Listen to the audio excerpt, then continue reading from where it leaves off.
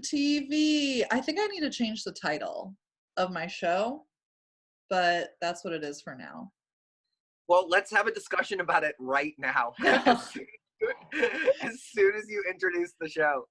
Today's guest, illustrious celebrity guest, repeat, Zach Quinn. Zach Quinn, is that how you say that? Zach Quinn. And I think we have another celebrity guest. I think that's Michael Caine with a golf club behind you, actually. Yep. Yeah. I just had to choose Wayne Manor on Fire as my background. Yeah. Also, it's... So, to seg into the show, hey, Cal, why is Michael Caine with a golf club behind you? Because it's because Wayne Manor is on fire. Drunken billionaire sets house ablaze. I don't remember if that was the exact title. Okay, today we're talking about Chris Nolan's Batman movies, the wildly popular, cool, dark, gritty, noir. We love to see it. I watched all of them in a row last night. I was awake till 6 a.m. This is what happens when we're quarantined during a pandemic. Yeah, it was a commitment.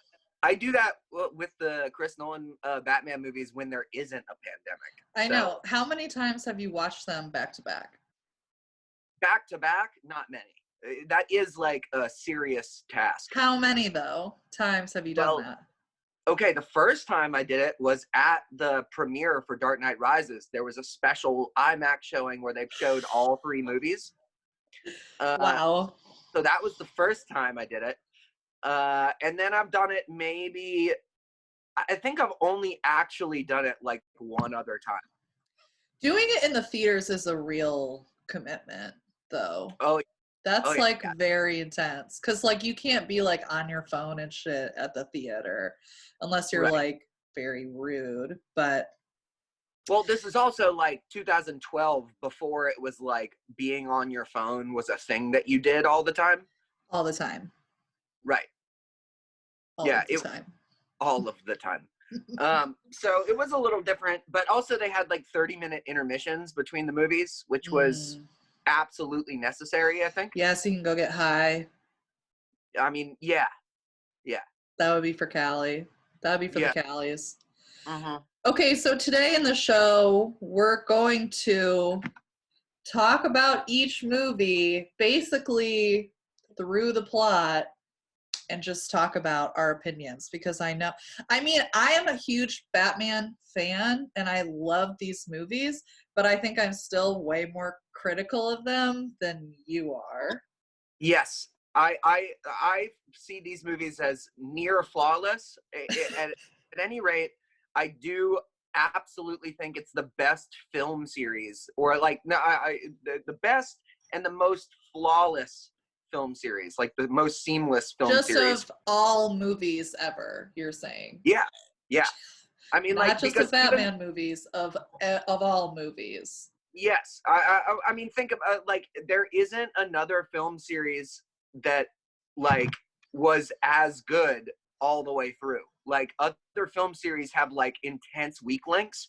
Yeah, it's true. Well, I guess that does bring us to our first movie, which I would say is the weak link of the 3. Batman Begins. It is my least favorite of the 3, but I wouldn't call it a weak link. Okay, so anytime I rewatch these movies, I pretty much consistently bail on Batman Begins after 30 minutes. But I bail on Batman? Yeah, I'm just like, this shit's so boring. I'm just going to skip to Dark Knight. But I didn't do that yesterday because I was committed. Did you hear what I said? What did you say? I said, was bail on Batman Begins an intended pun, or was it not? No, what's the pun? Bale. Christian Bale. Oh.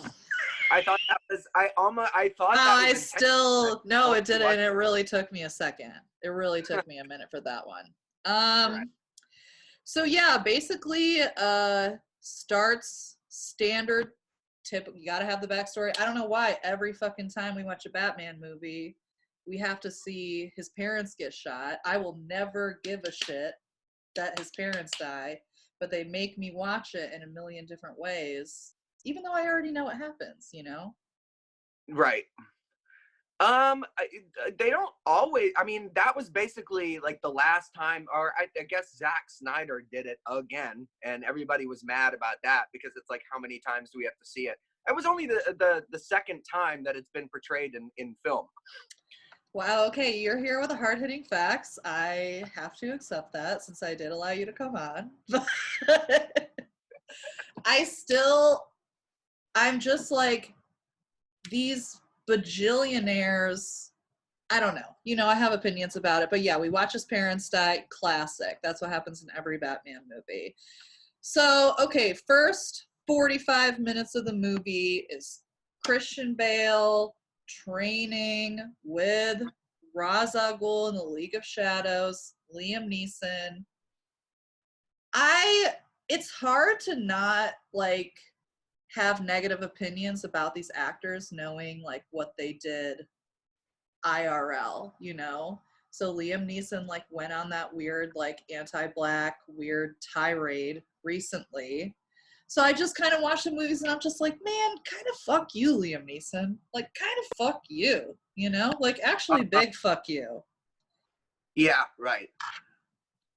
I don't know. I don't know. I mean, like, yeah, fuck him and fuck that shit, but the movie though. I know, but it isn't. I'm sorry.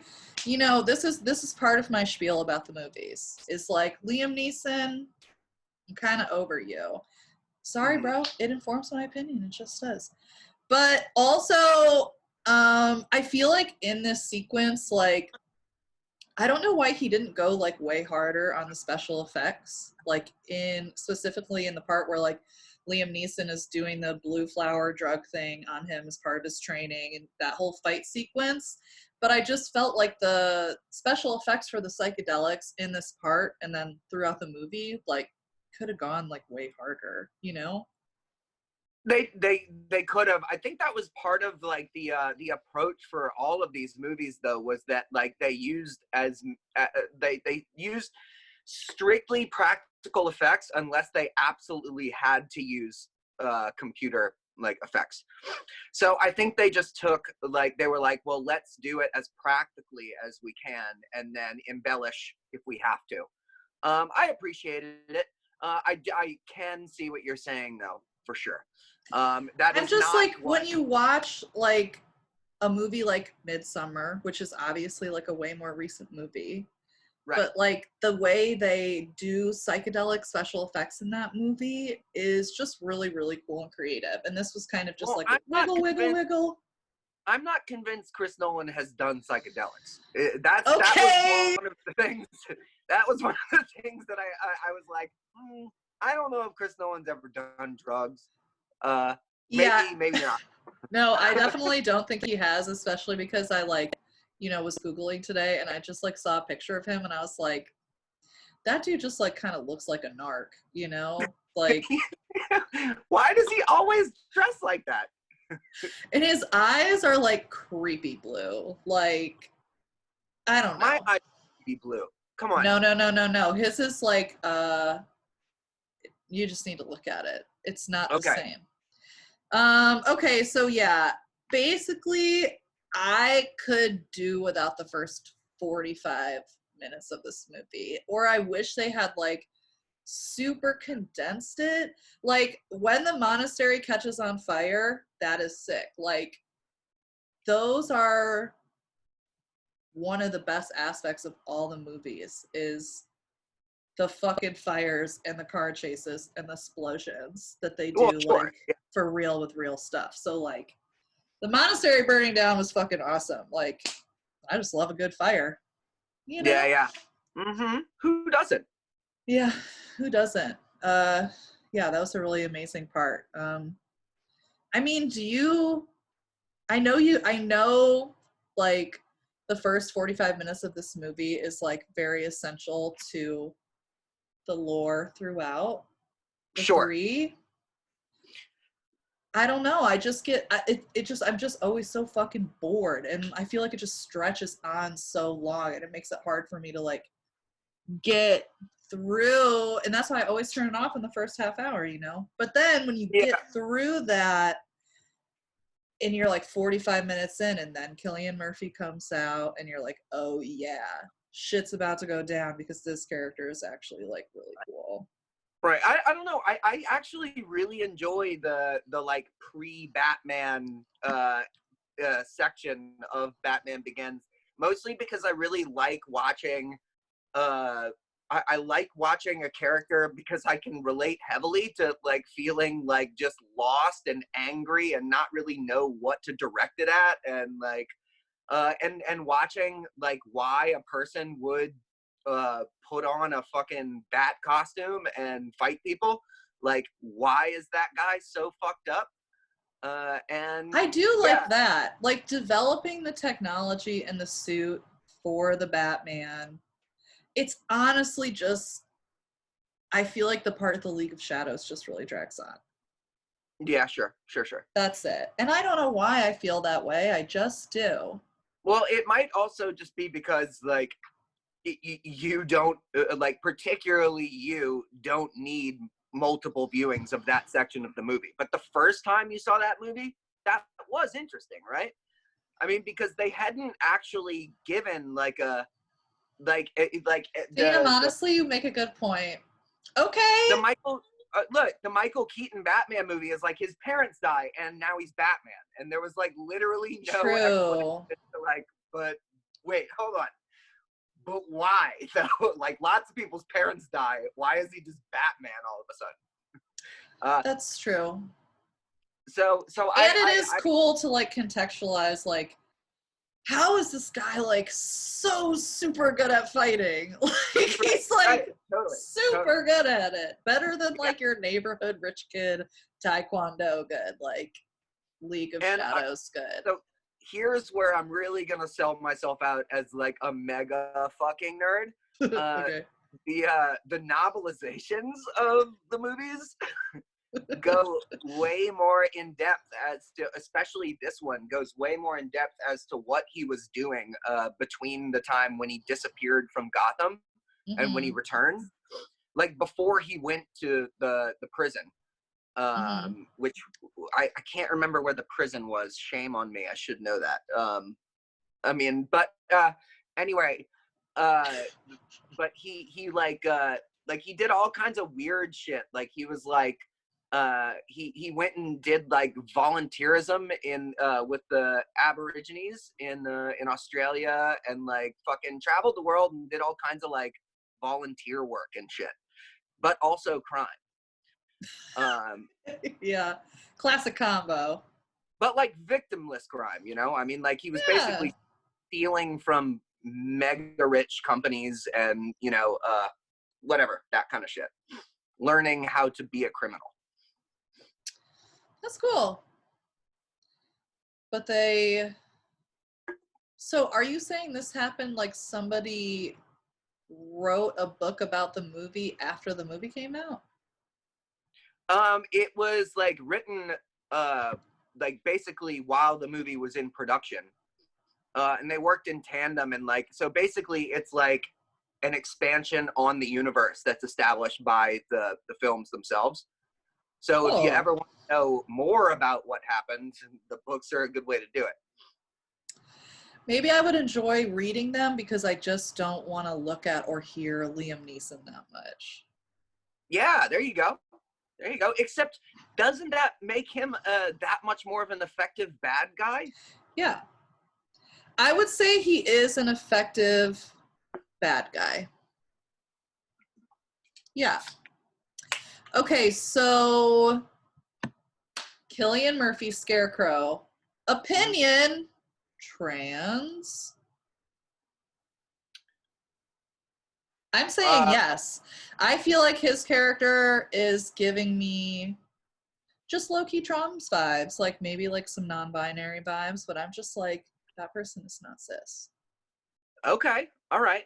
But also just, and also I think it's pronounced Cillian. Really? Yeah, I mean, I actually... No, I don't think that's true. Okay, well, anyway. Because Irish people have the hard C. Oh, is that, and Murphy, so he's definitely Irish. Yeah. Just like me, Quinn. You're not Irish. No, I'm not. You're Italian. I'm That's Irish. right. But also, do you think that has anything to do with the fact that Cillian Murphy, is like one of the most androgyny-looking people that I can think of that's in mainstream movies? Yeah, I love that person. I Yeah, think totally. I'm just a fan. But you know, I just like would love to believe that there's secret trans characters in every movie and comic book. Well, And in the Scarecrow's what I'm fucking going with this one. in the DC universe, like on the television shows, they have trans characters. Really? There's a trans superhero, a trans woman. Her superhero name is Dreamer, and she's fucking awesome. That's like a super cool superhero name. Yeah. Very cool. Okay, this also brings us to wild card number 1, Katie Holmes. Okay. Katie Holmes. She's a wild card to me. All right. Katie Holmes is the only like true blue mistake in the Dark Knight trilogy. I don't feel like she's that bad. I feel pretty neutral about her until her monologue at the end, in the last scene of the movie, after the manor burns down and shit. I do not like that exchange. I don't like that scene. But besides that, I feel like she actually does a pretty okay job. She does a fine job, and actually, I'll be honest. I'll tell you, her performance in Batman Begins didn't bother me until I saw Maggie Gyllenhaal play the same character, and was like, yes, okay, this is what I wish that had been. Yes, Maggie does a better job, but we'll get to that. But Katie, I don't hate it. I really don't love it, but I don't hate it. And I feel like she got, really shat on. But then I also just feel like all of these movies are really misogynist. Like, all of the female characters are basically like, all of the prominent female characters either do have sex with or are like a really like, ooh, are they gonna fuck Batman? Like, all of them exist as like sex objects to Batman. So that's just my opinion. Well, I mean, I'm not gonna argue with that, but why aren't there more women characters that aren't love interests in? Because Chris Nolan is definitely a misogynist. I mean, it's not far-fetched. Almost all of Hollywood is super sexist and horrible. Totally. But it is frustrating because these movies like are really iconic, and it sucks to see the women really kind of get like kind of treated like shit throughout. But we'll talk more about, really, I feel like second movie is where that becomes even more apparent. But okay, second wild card is freaking Joffrey from Game of Thrones being the little kid in this movie. Yo, yeah. That shit, I was like, what the fuck? That's fucking Joffrey. I was, Right. I was super stoked. I don't know. I was really excited about that. I was just like, he's so young. Yeah. Holy shit. I've never watched any Game of Thrones except the very last episode. I stopped watching in like season 4. But I still get stoked to see the actors and just little Joffrey, because Joffrey is like a monster. Right. Yeah.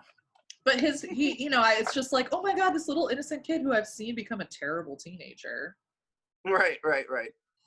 Yeah, so love that. Okay, so up until this point of the movie, there's no Batman. There's only Batman being conceptualized. So like halfway through the movie is when Batman actually comes out in that scene where they do the drug bust with Falcone. And this is the first time that we have to hear his stupid Batman voice, which I hate and I never like at any point. Yeah, it never bothered me, not once. That's wild. It's crazy. It's like his tongue is like always Oh, okay. Wait, I do want to talk. I do want to talk about this. All right, Christian Bale. He has a very specific, like his mouth looks very specific when he talks. Like a turtle. He would have been busted as Batman so fast. Like anybody can look at that guy's mouth and go, "That's this guy." Yeah. Plus, yeah, God forbid anybody add together that the surprise vigilante with access to crazy military vehicles right. would be the billionaire with the access to all the crazy billionaire. I mean, that's a really hard suspension of disbelief for me to be like, none of y'all put that together. But this is suspension of disbelief right there. I know, it's a comic book, so I'm accepting it. But I'm just saying, like, I mean, it's harder to, this is like a noir movie. It's like, I wouldn't call it a noir movie. You know what I think these movies are? They're not even like, you know how like people like to say like realistic. They're not realistic at all. They're like hyper realistic. You know what I mean? Like it's kind of like it's presented as if it's realistic, but it's like so fucking not. It is like everything that happens in the course of all three movies is so not realistic or the way that things would happen at all. Yeah, it's melodramatic. But I just feel like it is compared to other Batman movies supposed to be like the more like noir, realistic. Even if it's not that, it's still like kind of presented that way. But yeah, them just not being able to put it together that is Bruce Wayne. It's a hard one for me. That wasn't the biggest hurdle for me about any of these movies, any of them. And when I say hurdle, I'm talking about like that I believe that this could happen.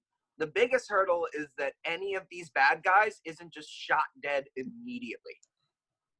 I know. I'm like, they literally have guns and they're fist fighting. Yeah. Yeah. No, I mean, but how does, okay, I mean, like, I know I'm skipping forward, but the fact that the Joker does all the things that he does and lives to the end of that movie is insane. I mean, he does like strap bombs to himself and shit, so it's like, I see some reasons why he wasn't shot, but he would have been fucking shot. He would have been shot. I know. There is definitely this whole like, why doesn't Batman just kill the bad guys? Well, and so that's the thing, and that actually that's kind of like gets into like what I love about these movies is that it's not about like for me it's not about like what's realistic or what isn't realistic. It's about like it's all like everything is symbols, and like everything like means something, and not like maybe intentionally or maybe not, but like characters are like representing like to me like inner turmoil, and so like it's not like it doesn't have to be realistic because they're representative of something larger than just a character. Yes, as you were saying earlier in our off-camera conversation that you think it's Grecian. It's like it's kind of like that. It's like mythology. Yes. Okay, I mean, so books are kind of just modern mythology anyway. Yes, it's true. Okay, so also at this scene with the drug bust scene, we also get fully, for the first time, truly introduced to the Batmobile. So no, wait, really? Is that in this scene? No. Okay, sorry. Tell me where. Oh, the Batmobile happens later when oh shit, where does it first show up? I think it shows up when Scarecrow drugs Rachel. Yeah, you're right.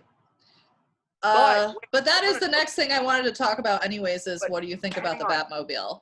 But hang on. The drug bust scene, this was also the first like Batman scene in the history of Batman movies that portrayed Batman in like almost like within the horror genre almost. Like the way that he isn't seen and that it just keeps being like, boom, and somebody's like gone. They don't do that in other Batman movies, really? Not until this one. Huh. Yeah. That's it was cool. always like it's a cool scene. I mean, it wasn't like in the Burton Batman movies, when Batman showed up, it wasn't scary. It was like there was a guy and he stood there and he slowly went like this. You know what I mean? Yeah, we love that. I do love that. I love that shit.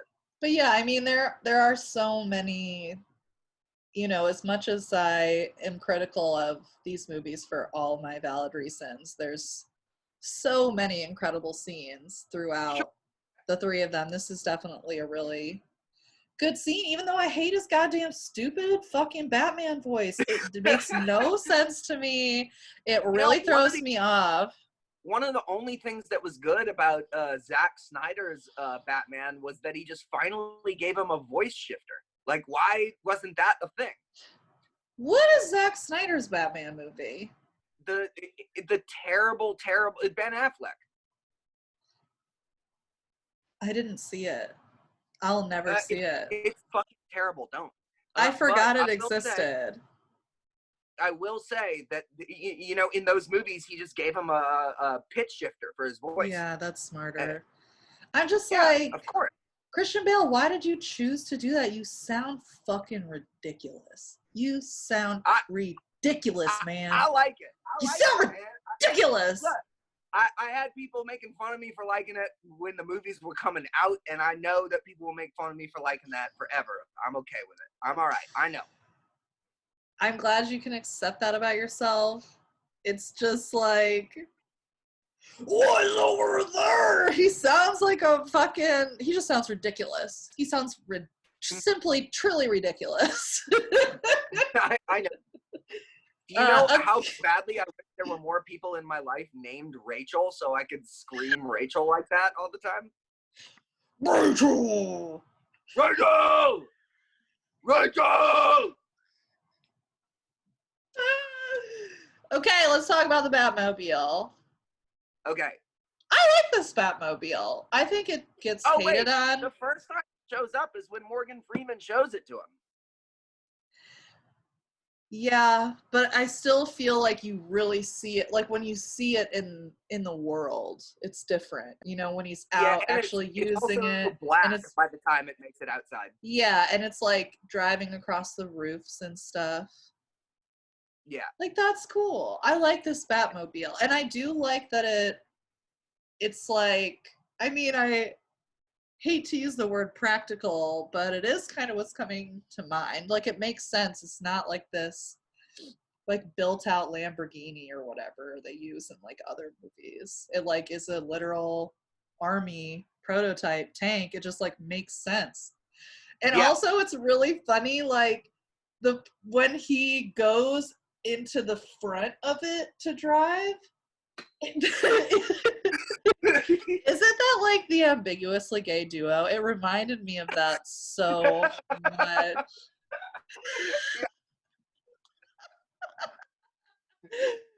I was just like, that is very more phallic of you. More like the bottom mobile. Oh! Yes, he is absolutely a bottom also. Bruce Wayne, baby like bitch. Weren't we talking about that video from Arkham Knight where like they switched Catwoman and Batman's skins? Yes. In the video game, so Batman's walking around all slinky and like. I know it's so good. I love that. It's incredible. And Christian Bale may not be as slinky, but he's absolutely a fucking bottom. Okay, so in that scene, after he takes the Batmobile out and saves Rachel, and at the end of that scene, to get back into the Batcave, he like goes over that jump through a waterfall. That's sick. That was sick as shit. Sick as fuck. Yeah, so fucking cool. I love that. I was just watching that last night, and I was just like, yeah, damn, man, that's fucking cool. You really planned that out. Again, not to like to keep us skipped forward, but how rad is it at the end of Dark Knight Rises when fucking your boy swings across the same thing? Yes. Yeah, it's very fucking cool. Which is the only other time in the trilogy I think they show that waterfall. Damn. We will get to that. Because I have a lot of thoughts. Okay, next. My next note is Liam Neeson. I'm just over him. His fake mustache is not hitting, which I still feel is true. It's like the inside part of his mustache, like, it's just like Hold on, so bad. wait. Show me that again. I'm in a screenshot. Okay, perfect. Thank you. Oh my god. Okay. As I said before, there are a lot of cool fires in this movie. Okay, the house burning down at the end is very fucking cool, but also has the most confusing part of the franchise to me is when Ra's al Ghul and Bruce Wayne are just having this casual conversation as Wayne Manor is catching on fire around them. I'm like, this is not chill. Yeah. How is nobody reacting? And then it's like after they have their conversation, they're like, whoa, whoa, whoa, like, oh, now we gotta move. It's like, y'all, it's been on fire for like a full minute at this point. And this is also the scene that holds the silliest looking fight move. Now I want you, after we finish recording this, I want you to go back to that scene. I swear to God. Maybe Bob can add it in.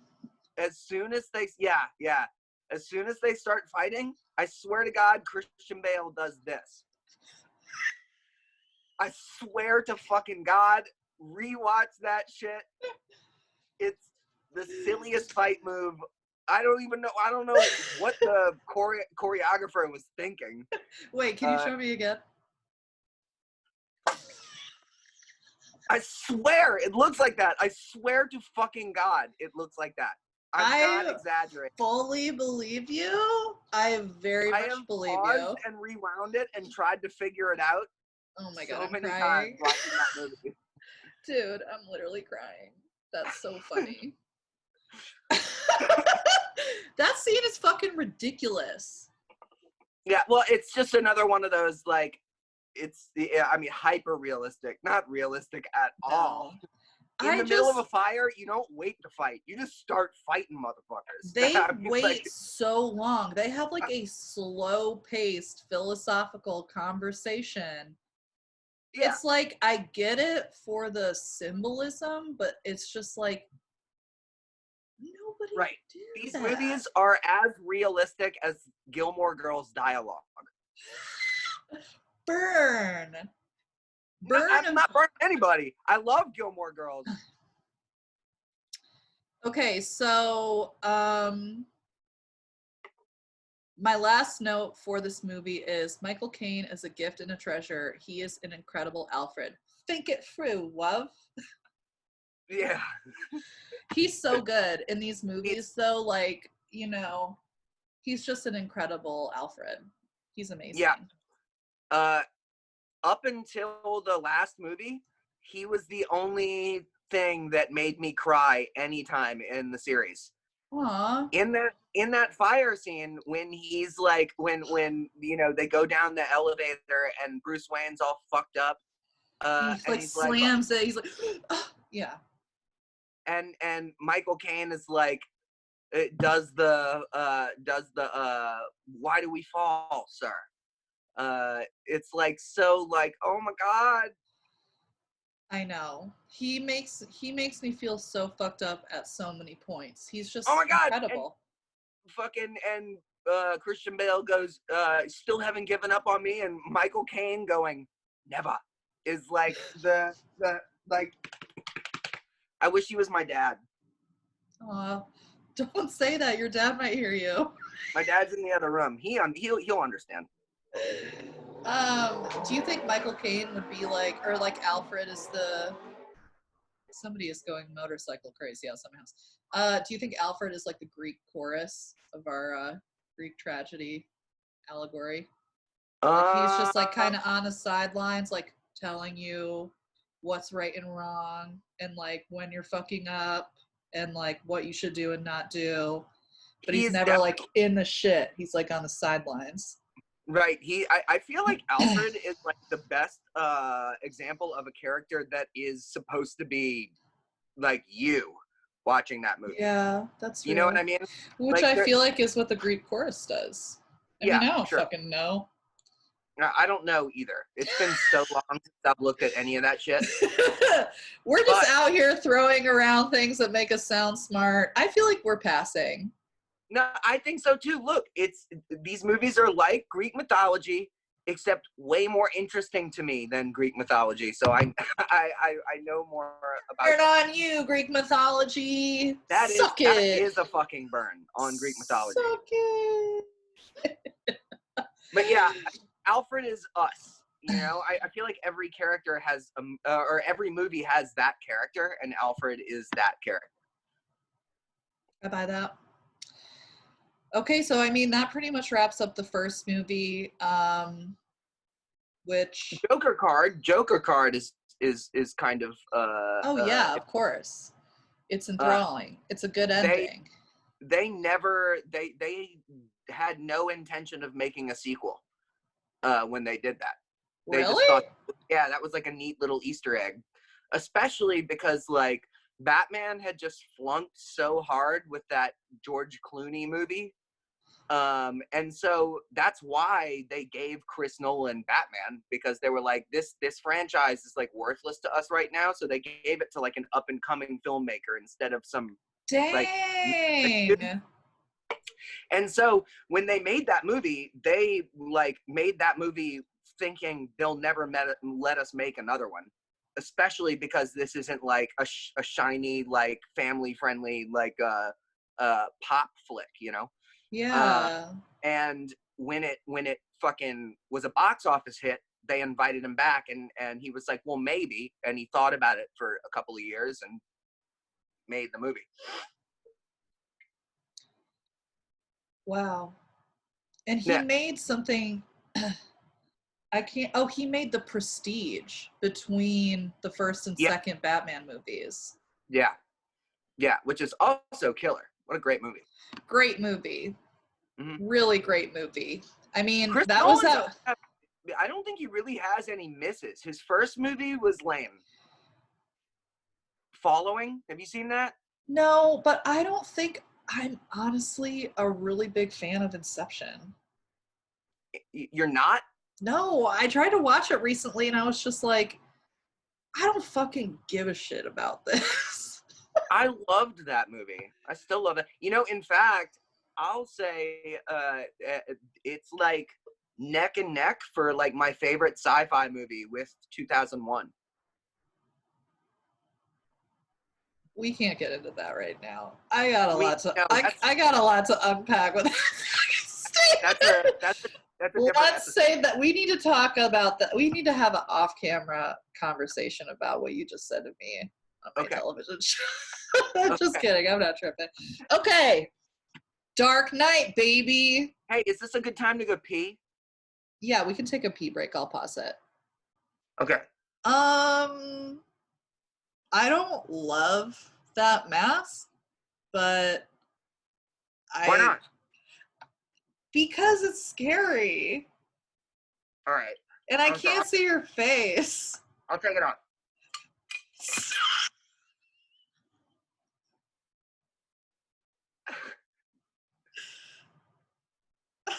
I don't know what to do with you. I do love a mask under mask. That's funny as fuck, honestly. Jesus. It's Inception. You got me. That's like that Thou video. Behind the mask. Another mask. Which I actually take credit for because of that tattoo I gave you. Show the camera. Behind the mask. Another mask. So why didn't I get writing credit on that song? I don't know. Because Brian Funk didn't give it to me. Did you just call him Brian Fuck? No, but I could. Ah! because of how I feel. Anyways, Dark Knight. We peed. We're back in. This is where shit truly gets what we would say on. This is where shit goes down. Turn it on. The first scene of this movie fucking shreds. It rolls. Yeah, it does. It's amazing. So fucking good. What do I have to complain about that? Zero. Yeah. Do I feel like this movie was worth Heath Ledger's life? No, because I'm really sad that he's dead. I don't feel like this movie cost Heath Ledger his life. Some people do. I know, but I think that's you know how people like to embellish like things like that. Like, of course, when he died after this movie, people were gonna be like, it was the Joker role that drove him crazy. Oh right, when really it's just like regular fucking life. Drugs are hard, and yeah, that's real. He took too many of whatever he took, and then he died. It's really fucking sad, but I don't think it has anything. I mean, I do think that, I mean, like, I know because he talked about it a lot, that this role like was really hard for him because he like got into being that character, and spoiler alert, it doesn't feel good to be that guy when you know, but I don't think it had anything to do with his untimely demise. Yeah, it's just sad. Yeah, really. Okay, so Rachel switch up. They pretty much immediately show you that there is a new Rachel in town, and it is the sassier, sexier Maggie Gyllenhaal, who is fine. Yeah. I feel like there's just not, like, Rachel, I feel like deserved better as a character. But like, again, these female characters are just really not developed as much. But right. They're also it could be like, you could say that, like, what time is there to develop that character though? I mean, like, between there's Batman, always ways. There's just ways. Sure. But it has to do with wanting to do it. I mean, I would have to give examples of like other shows, you know. Right. But I feel, you know, you can always develop a character just with little things, but it's just like they didn't want to develop this character really beyond her being this like sassy, sexy love interest, kissing people in high towers all over town, you know, and like just getting herself into trouble and having to get saved. And right. I don't know. I mean, she's not that complex for how important of a role she is. I mean, she's a major character in 2 of the fucking movies, you know? Like, there's not a lot of repeat characters in these movies, except for Batman and Alfred and, like, people that work at the Wayne Enterprise. But, like, you know, this character just does not really have as much going for her as she should. So it's not Maggie Gyllenhaal's fault. I do still blame, I mean, that monologue at the end of the first movie was so bad. Katie Holmes, like, I don't know how that made the cut, honestly. But I guess it's a major scene. Anyways, I have opinions about Rachel. I don't really know if I buy Bruce Wayne or Harvey Dent being in love with her. Yeah. I just feel like it's kind of this easy cheat code to be like, no, these guys are cool. Look, they're in love with this girl who's like slightly complex, so they don't hate women. Look, they chose a little bit of a complex one, so I mean, the movies are not love stories, you know, they're car chase movies, but I just like wish more happened. I just wish Rachel's character had a little more to her.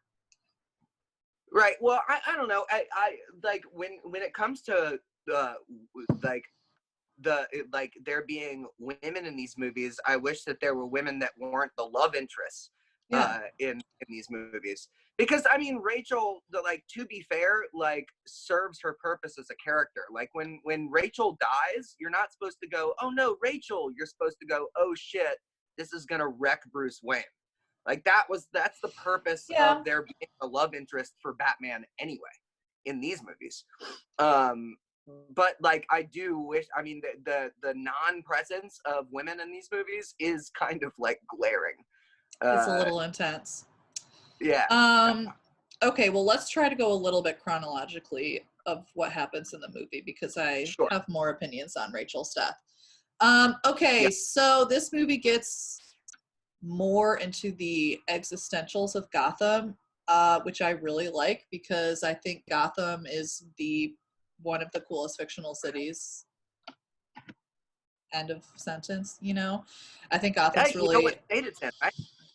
Huh? You know what state Gotham's in? What? New Jersey. Really? In fact, Gotham is a collection of islands in the bay. Islands that don't actually exist, but... I love that. Yeah. Let's give something to New Jersey for once. Right. Okay. Heroes, chaos, Harvey Dent is legit, which makes it theoretically even more impactful when he falls, etc., etc. I just really love the chaos element of this movie. Is really cool. Yeah, that's the theme of the movie. Yeah, I guess that's true.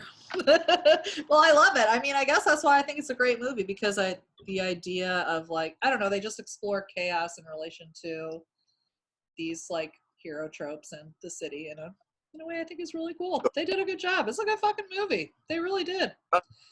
And the Joker in this movie is, I mean, so much has been said about it, so I don't feel like I don't need to go on forever. But there was when it was coming out, I was, of course, I was terrified, because if they did it wrong, I was gonna hate them forever. Yeah. You know what I mean?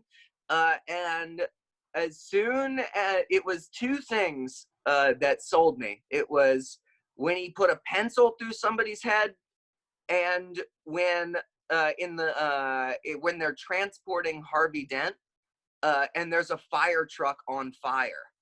And I was like, yeah, the Joker would think that's funny. Okay, I'm in. Well, I'm glad that they got to you, a true fan. Yeah, I mean, he's fucking incredible.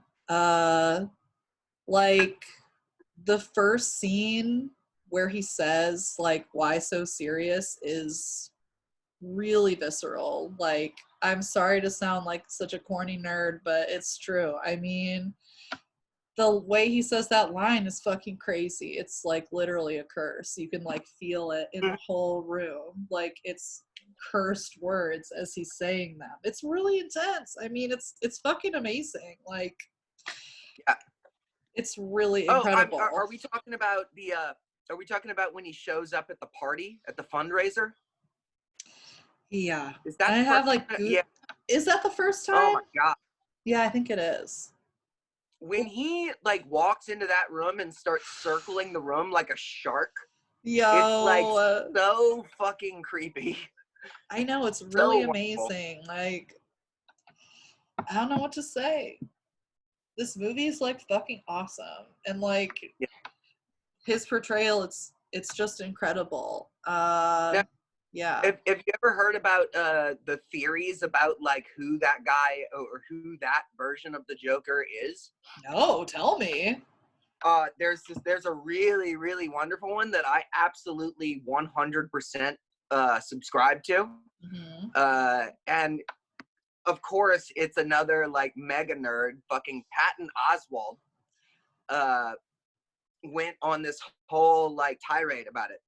Oh my god, I thought for a sec you were saying it was supposed to be Patton Oswalt, and I was like, yeah, what the fuck? The Joker in the Dark Knight universe is Patton Oswalt. No, but he talked about this theory, right? Okay, so first of all, he's ex-military. This is where all of his like.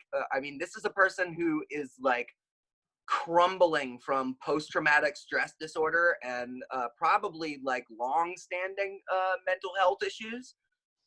Not only that, his knowledge of like military-grade firearms is astounding.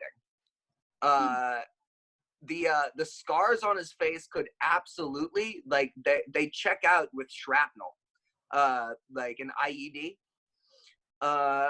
and there's even when he's talking to Harvey Dent, you know, he says like, you know, if I say tomorrow that a truckload of soldiers will be blowing up, nobody panics.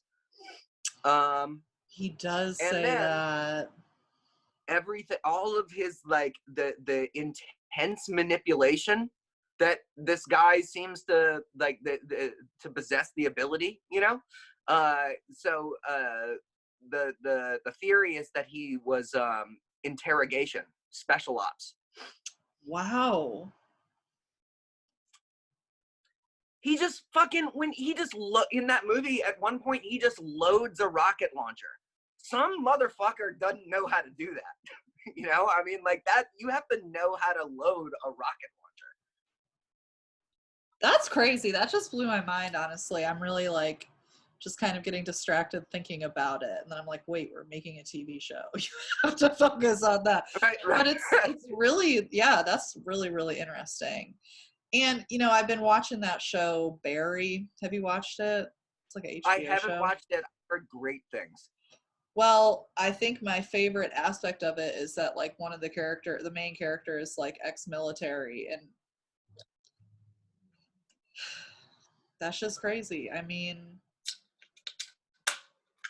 but it especially checks out, right? Yeah, especially thinking of people that would maybe be in Afghanistan specifically, really. And I mean, so much of that movie was about the Bush presidency too, and we'll talk about that later. But yeah, but another clue as to that he was military was in the scene where he's posing as a fucking police officer doing. Yeah, when they're supposed to assassinate the mayor. He knows how to do those. He knows what they do at funeral processions. I mean, like, he knows when to fire the gun, what movements, you know? I mean, like, I absolutely subscribe to the Joker in this universe was, like, military man. Damn.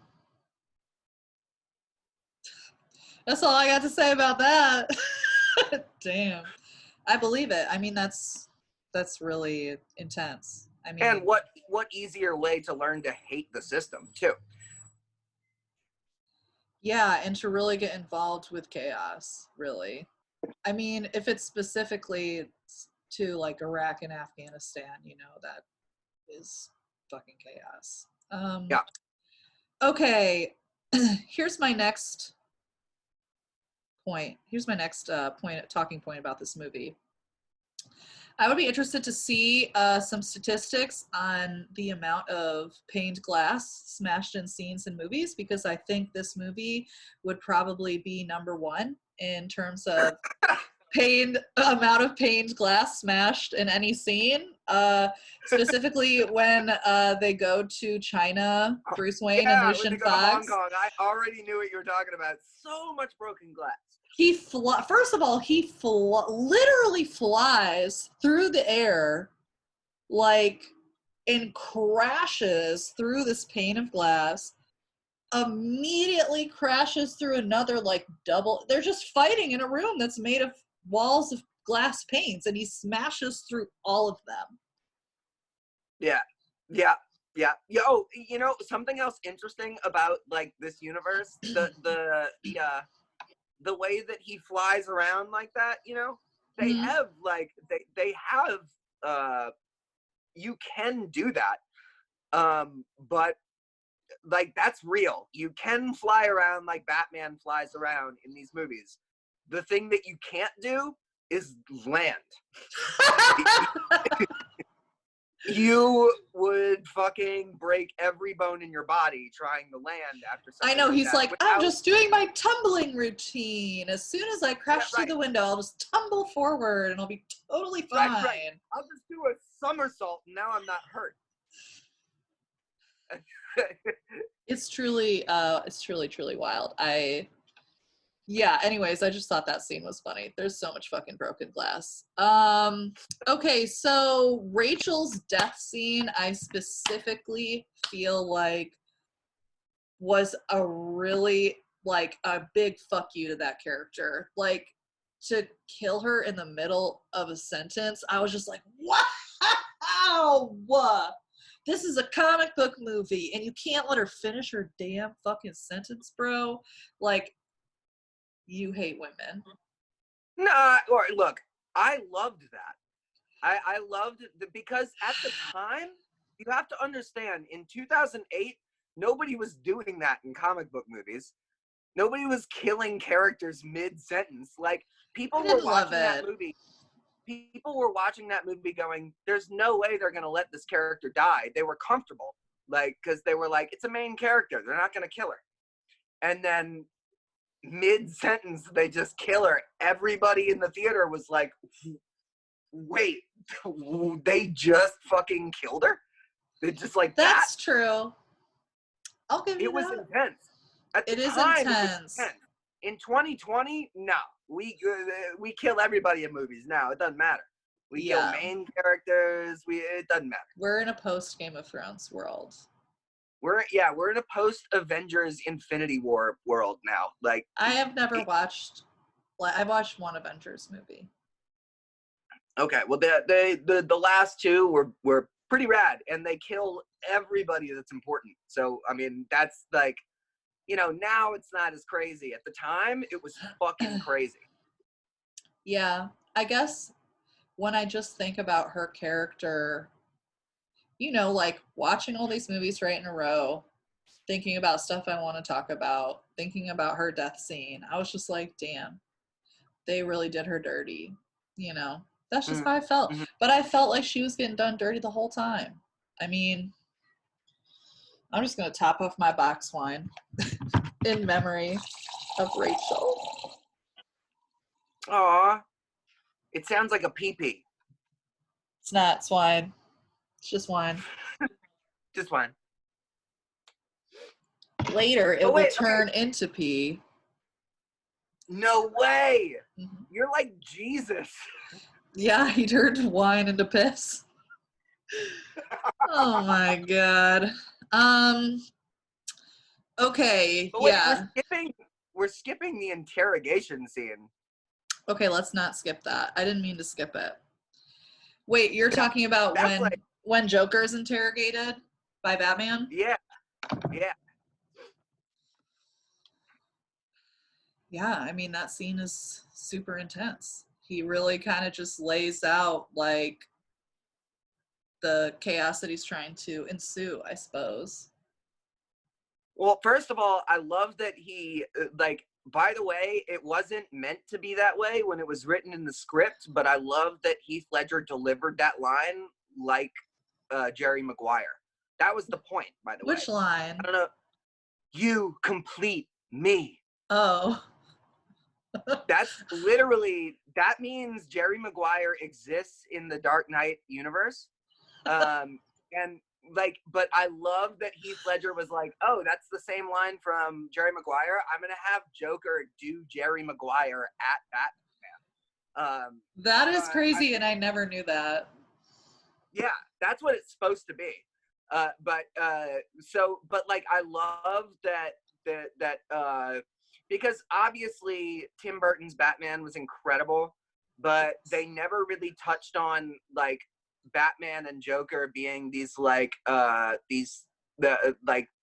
antithesis of one another, and like Joker enjoys their relationship, and I love that Joker's like game plan changes in this movie from like, you know, I'm gonna take down everybody or whatever to like, no, I don't ever want to stop doing this. I don't want Batman to die. I could do this forever. And they lay that out in that scene, and I really appreciated that. as a Batman fan. I mean, every scene that Heath Ledger is in is incredible. I mean, him asking for his phone call, I was like, y'all didn't realize that was a trap? Come on. Yeah, I love that, and the attention to detail in that scene too. The piece of glass that he ends up holding up to the guy's neck is sitting on the ledge right above him, like the same piece of glass. If you go back and look, it's sitting right there. Wow. They really can do that with big budget movies. They just got the money to think about stuff, which I love. Yeah, well, they did screw up in that scene too. There's like when Batman throws him up against the wall, there's the cut, right, where in one shot, Joker's arms are like this on Batman's arms while Batman's like holding him up against the wall, and then they cut and his arms are like this. It's throw the movie away. You gotta throw the movie away. Throw it away. Garbage. Hold on, let me call. Boop, boop, boop, boop, boop. Christopher? Hi, Warner's? Hi, I'm looking for Christopher. Yes, you need to throw the whole thing. Yep. Yep. Throw the whole thing away. Okay. Boop, boop. All right. I mean, we can keep talking about this movie even though it's getting thrown away. It's canceled. All right, what's next in your notes? I'm sorry, No, I welcome it.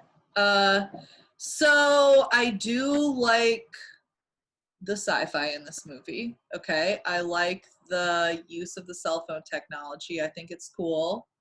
But it is still kind of like another moment of like, fuck that for me when Lucian Fox is like, this is wrong, I'm gonna quit, and then Bruce Wayne's like, just type your name in when you're done, and then it's just like everything explodes because Bruce Wayne's like really such a good guy and like his morals are so pure, but I'm just like, it's not. You're like literally a billionaire. It's like his morals aren't pure, and that's the point of that whole business, I think. To me, like, there's so much about this movie that was about about Iraq and Afghanistan. One being Joker being like just what do you call it? Just a fucking thrown away like vet. yes. Yes. And then that whole business is the Patriot Act. 100%.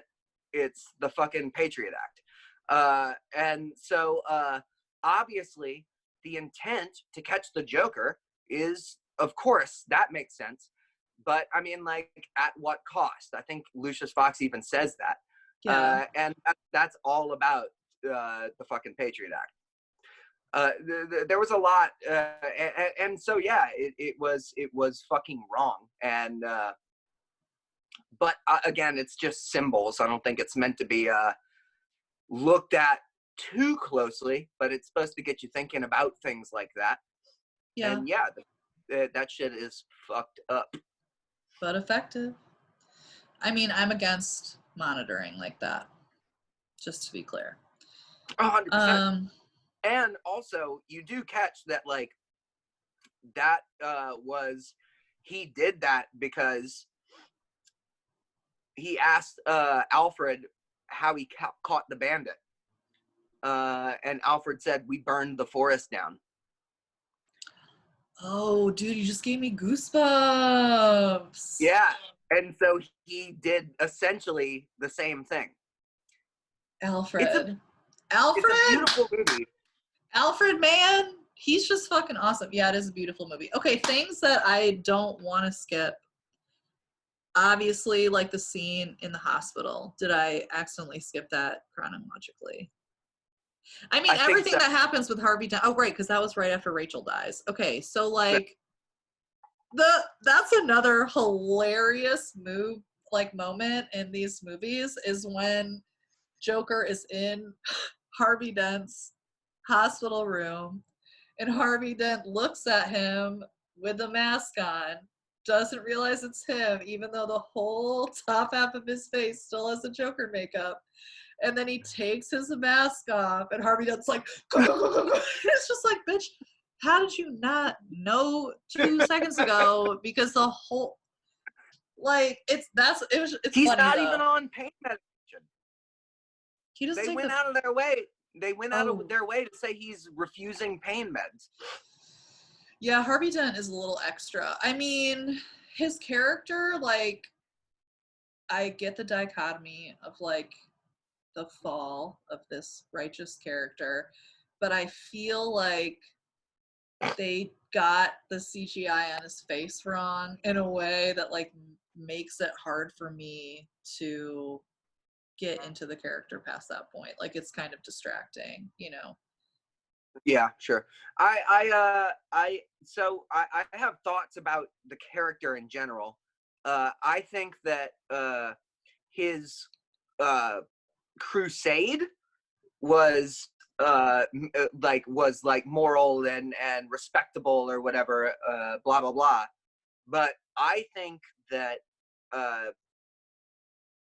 him as a person, nobody just becomes like that.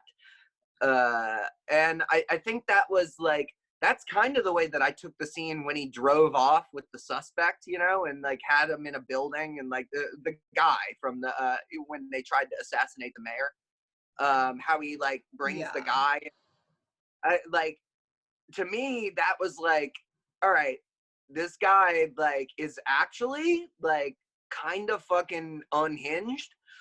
This isn't so, and not to say that I think there's anything wrong with taking that guy somewhere and being like, who the fuck is this weird, crazy terrorist gonna kill next? Of course you want to do that.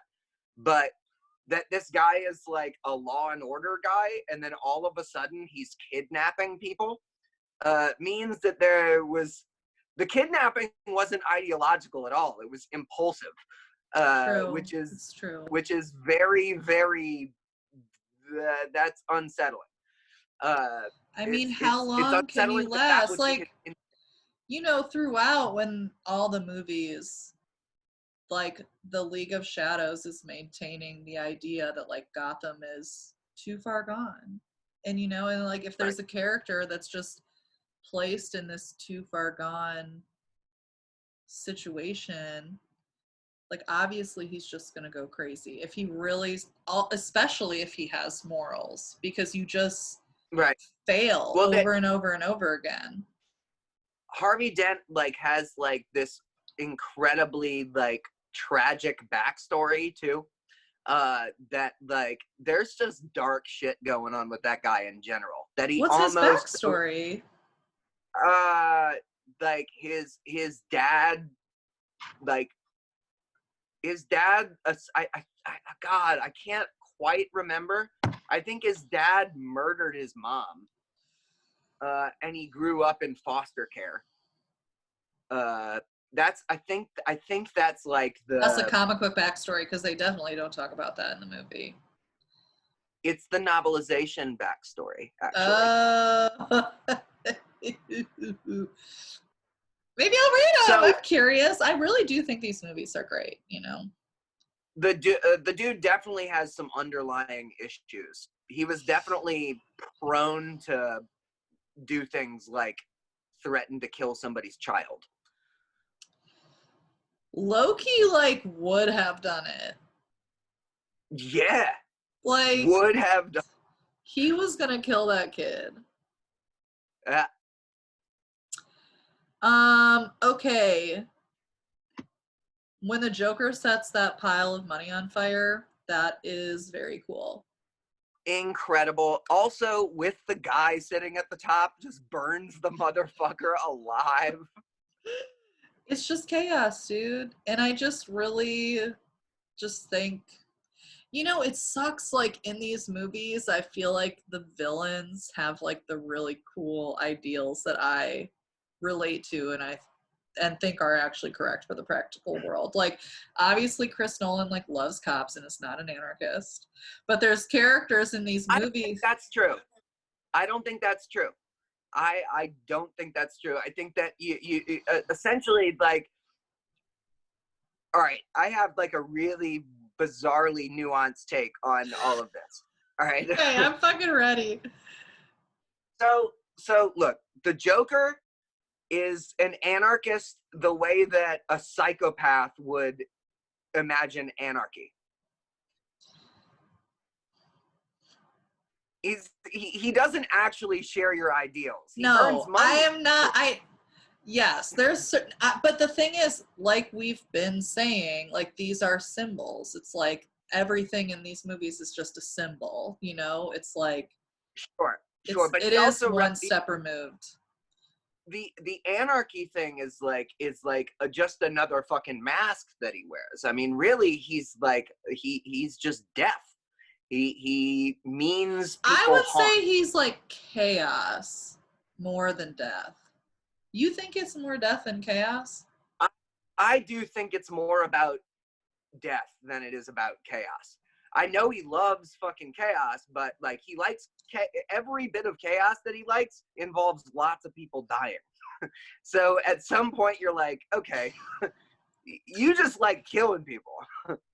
Okay. You're just mad and you like killing people. So I would also say that a movie that was meant to glorify cops wouldn't like circle in red the reason that it doesn't work. And Batman is like a Band-Aid on a bullet hole, obviously. But the point of these movies is that are like, to me, and this is totally just the way that I watch them. I like whatever, but to me, the point of these movies is that the system in place doesn't work. The justice system doesn't work. The police don't work. None of it works. And what we're looking at is the best. Like, to me, Bruce Wayne is like the ideal way to spend that kind of privilege.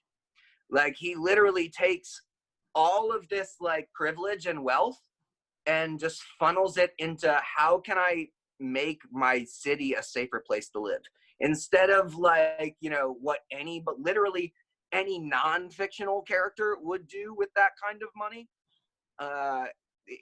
Like, and obviously, like, the way that the character's written, he like upkeeps this like playboy like thing or whatever, you know. He drives fucking fancy cars. Always got 3 girls on his arm, which I love, because I like to imagine the girls are like dating and they're just like doing this guy a favor. Right. But like he like in the, especially in like the books, it gets deeper into all that about how like he's living this way like in public, but like he's funneling most of his money into like social programs and mental health programs, and like I mean, they get a little bit into it in the third movie where like they mention offhand that he's been funding this orphanage or whatever, you know. He's like the epitome of what I would hope that somebody with that sort of privilege would do for the people in his community or city or whatever. So okay, I'm just gonna let you have that. Essentially, these movies are, the way that I view them, again, like this might not be the intent, it probably wasn't, but I view them as largely anti-capitalist movies. Okay. I accept, dude. I fucking accept. I mean, I also think in these movies, obviously, like, the bad guys are very idolized by us as the viewer. Like, it's not like we don't love the Joker and Bane, and maybe not in the, like, we don't love Scarecrow really, but we love the Joker. We do. We all love the Joker. We think he's cool as shit, and we relate to him. So, yeah. Okay. I guess the final thought, or it doesn't have to be the final thought, but my final bullet point of Dark Knight is that I just wanted to shout out to Anthony Michael Hall for being so bulked up for this movie. He looks really good. Right on. He's strong. Yeah, How Dark much of a Knight, treat amazing was that movie. that he was just in the movie. I know, it was so cool. I was just like, hey, what's up, dude? Yeah. Yeah, right. What's up, dude? Yeah, I mean, so much has already been said about this movie. It's really incredible, though. And the ending is really amazing, you know, when he's suspended, and watching it is painful, knowing that it's the last we'll see of this character and this actor, you know? He is a really incredible, incredible actor. Mm-hmm. Sad. R.I.P. We love Heath Ledger. Also, the Batman's like the note that the movie ends on, where like, okay, we're just gonna tell everybody that that Batman murdered all these people. Yeah. It's like, that's a vibe, dude. I mean, to me, that's like that's as fucking epic as it gets. Like, Bruce Wayne is like not in this for ego. He's insane, but he's not doing this for to be a hero. He's not doing it's not about ego. I'm not gonna say really at that point you really realize that it is like a chess game, and it's just like, you know, you have to sacrifice some major players sometimes in order to like win. Yeah, the ending is it's really fucked up. Yeah. And so it would be a good time to say that the intended third movie would have been like I was telling you earlier, the trial of the Joker, which you know, maybe in the other time, maybe that's where the timeline split, like the other timeline that like doesn't have Corona and like doesn't have Trump. We got the fucking Joker trial. Heath Ledger not in makeup, talking in that voice like in a courtroom.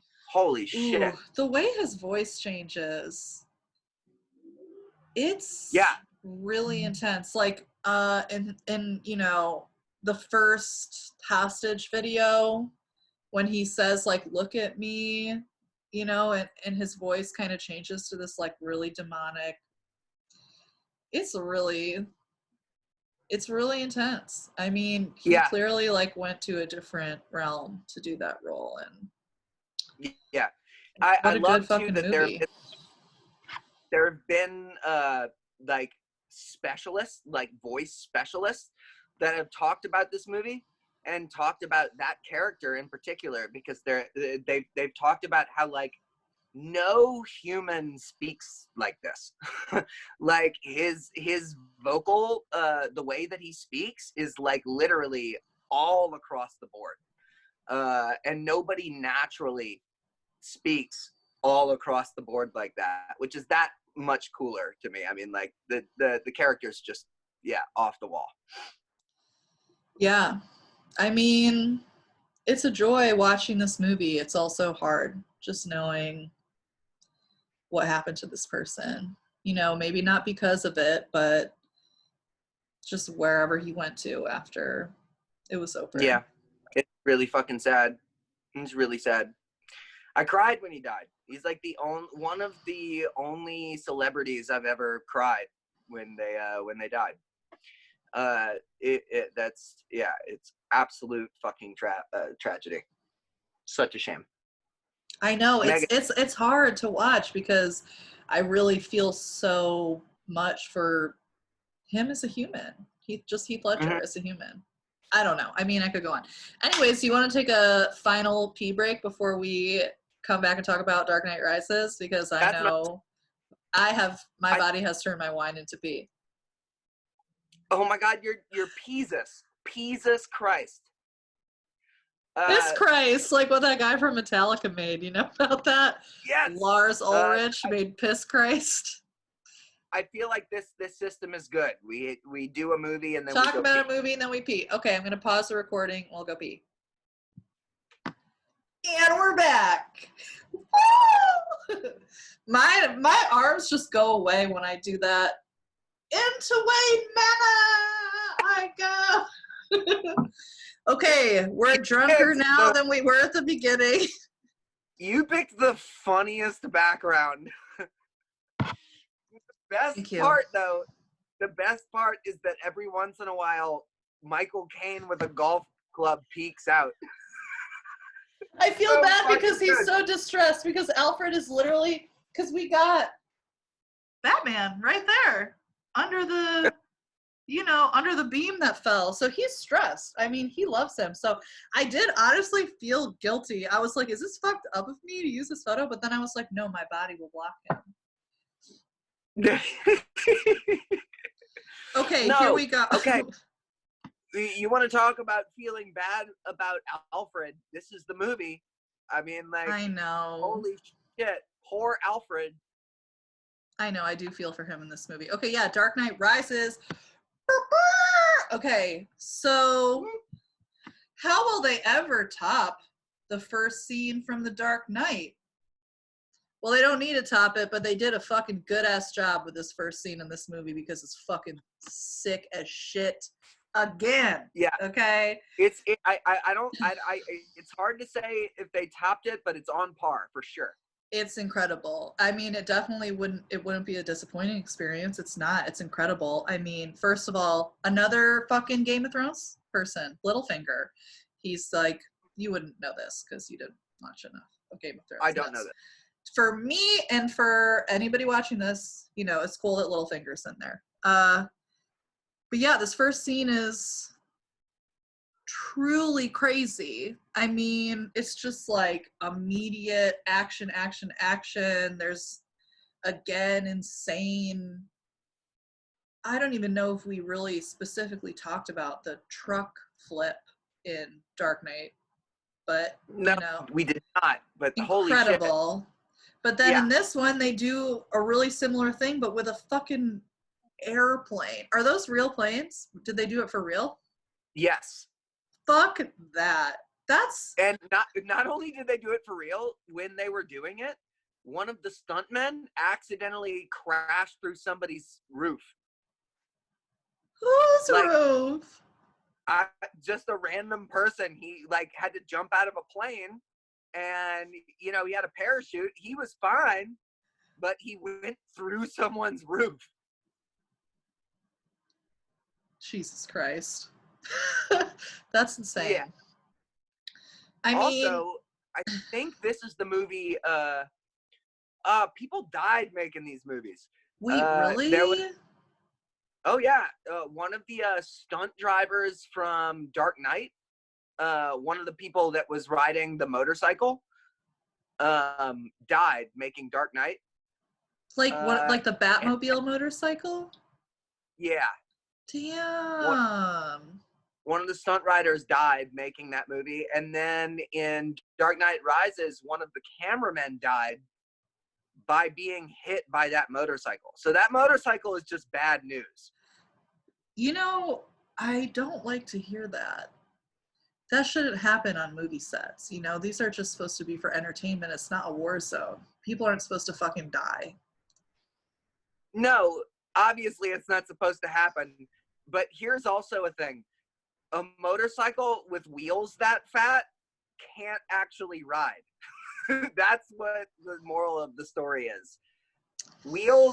Tires on a motorcycle can't be this wide. It doesn't work. But then they can spin the other way. Damn, I'm honestly a little heartbroken right now to know that people died making these. Anyways, let's change the subject to my happiest talking point of the series, which is Bane. It's absolutely Bane. I don't care that his voice is cheesy. He is truly so hot. He is the hottest person in this entire franchise by far, no competition. The amount of hot that Bane is greater than all the other cool parts of this series combined. Where did you go? I have a voice thing that sounds just like Bane. I was looking for it, but I can't find it.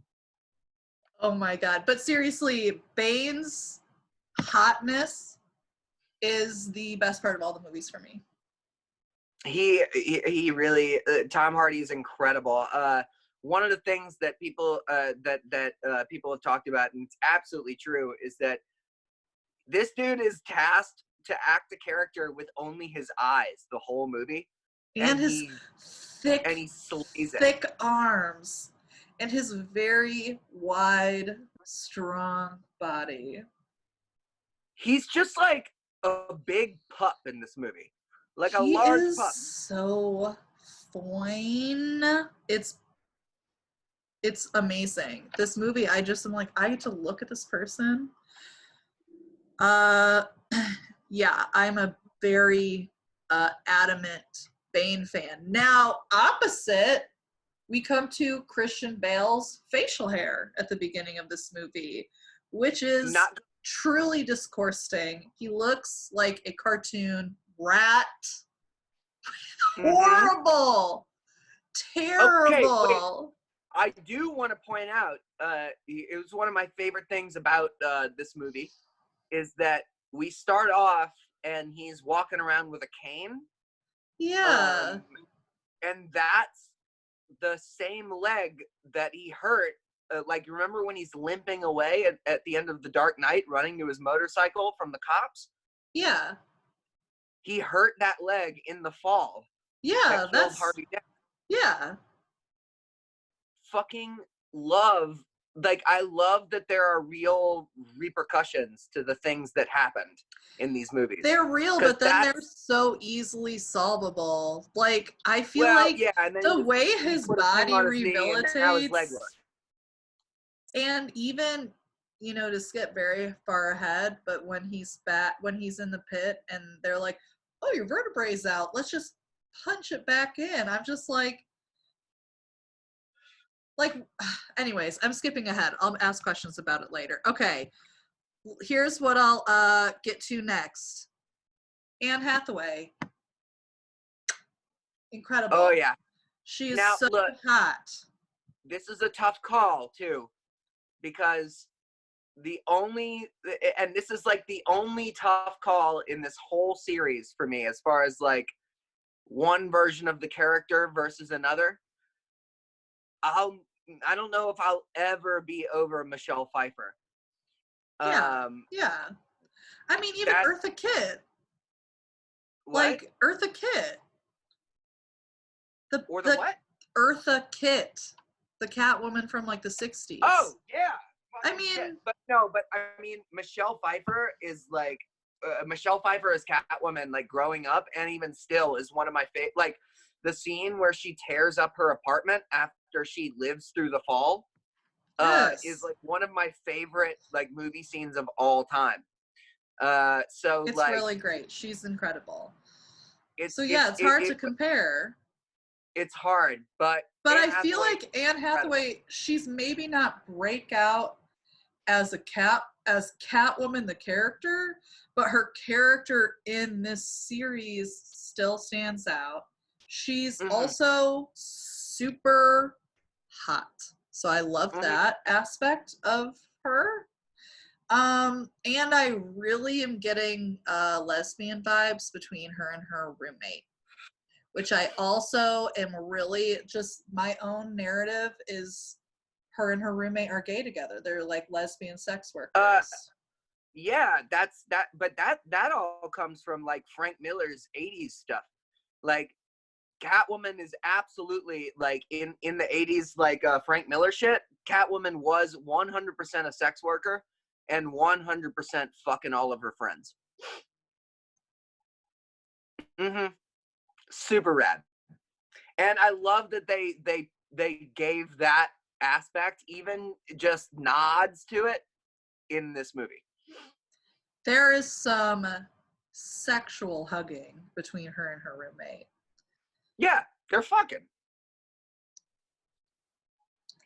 Noise. I mean, I want that. I want more gay stuff. I want gay stuff.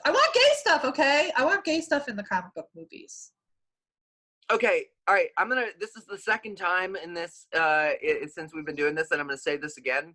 There is so much gay stuff in the DC shows on TV. I know, but we're just talking about the Chris Nolan trilogy right now. They have whole ass gay stuff. I believe that, but I'm just talking about these movies. You know? I know. I just want gay stuff in them. Okay, let's see. What's mine? Okay. So, Marion Cotillard's character, what's her name? Miranda. Miranda. Yeah. The sex scene between her and Bruce Wayne sucks. I hate it. Yeah. I just don't. You don't like it? No. Well, it's not even really a sex scene. They like kiss and then they're on the floor. I know. And I'm just like, you rich dummies. Fuck you. You what? I'm just like, you rich dummies. Well, I mean, you got to let Bruce Wayne have it. I mean, like, it stands to reason that Bruce Wayne hasn't had sex in like 10 years, maybe longer. Yeah, it's true. I mean, in fact, I mean, like, when was the last time that dude, like, supposedly has had sex? Like, probably with those 8 years. I think 8 years, probably. It was 8 years ago that Rachel died. He was definitely fucking, I would think. He was going out with girls. Maybe he wasn't. Yeah, I think that was all for appearances. I don't think he was actually fucking anybody. I mean, he could be doing it for appearances and still be fucking, you know? Yeah, but I mean, like, remember, Alfred, like saying to him, like, if you try to have fun, you might just have a little on accident. Like, he's not even actually fucking anybody. He's just pretending to be fucking people, and then he spends all night being Batman, dressed up in a black suit, standing on buildings. I bet his dick game is weak anyways. I mean, probably. I doubt that dude has had sex since he was a teenager. I would not have sex with Bruce Wayne. I'm just saying. I wouldn't. Okay. I would teach him to have sex. Oh, yeah? Yeah. Yeah. That's very sweet of you. Yeah. Selfless, I'd say. It's selfless. Okay, so Bane, the sewer fight with Batman, Catwoman sells him out. I don't know why he would try and fight Bane. Like, that's just dumb as shit. It's like you literally just started being able to even walk again, and you're gonna fight this like thick beefcake of a man who like leads a army, and you're gonna try and punch him to death. Well, in the brain? and circling back around to Alfred being us in these movies, Alfred was saying the same thing to him. Yeah, Alfred was like, I'm out, dude. I'm out. Well, you remember him being like, look at how that guy fights. Are you fucking crazy? You haven't done this in 8 years. What are you doing?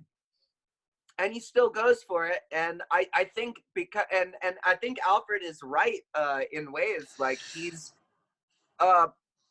partially like maybe suicidal. Like, he wants to die. He doesn't feel like he has a reason to exist. And I feel like he wouldn't want to die in that way, though.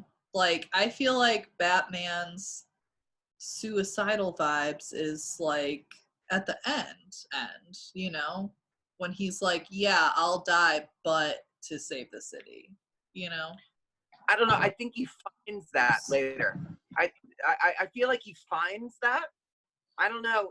Early in the movie, it's like he's being so hapless that I think he's just he's like, I'm gonna do what I feel like I'm supposed to do, and if I die, fine. And he won't acknowledge that, but I think he hopes to fail, just like Alfred is saying. Like, yeah, Alfred does call him out on that. How does he say it? He says, like, I'm not afraid that you'll fail. I'm afraid that you want to. Or some shit like that. Ooh.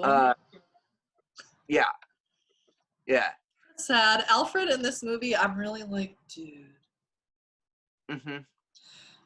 Okay, let's see. Oh yeah, Joseph Gordon-Levitt. Okay, you know, he's probably the only cop character in anything that I can think of that I actually like really like. Oh, you know, we haven't even talked about fucking Gordon at all through all these movies. That's right. Maybe he's not as important as he thinks he is. I love Gordon.